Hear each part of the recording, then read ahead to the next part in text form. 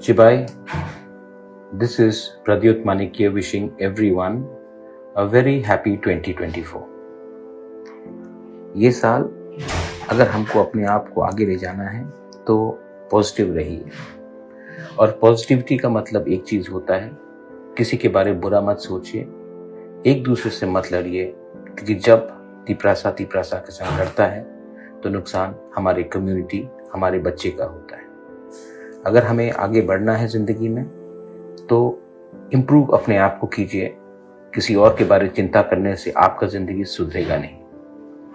अगर हमने अपने आप को इस साल अच्छे बनाने की कोशिश की, ड्रग्स को हमने रिजेक्ट किया, अपने आमदनी को इम्प्रूव करने की कोशिश की और एक दूसरे से लड़े कम, एक दूसरे से जेलस कम हो, ईगो कम हो, तो हम एज ए कम्युनिटी आगे बढ़ सकते हैं।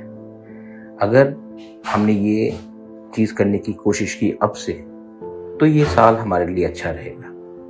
मैं आप सबको प्यार करता हूँ और मैं आप सबको एक ही बात बोलना चाहता हूँ, अगर हमें जिंदगी में आगे बढ़ना है तो सबसे पहले अपने आप को सुधारना पड़ेगा। I love all of you all. May you and your entire family have a wonderful 2024. Belai Nuham bhai.